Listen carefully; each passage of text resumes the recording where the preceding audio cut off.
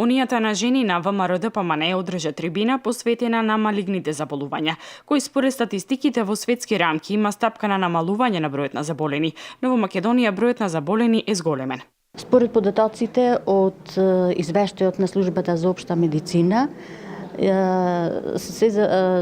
се гледа дека најмногу од малигните заболувања со околу 33% се малигни неоплазми на дојка во анализиран период од 2010 до 2014 година, вкупно значи.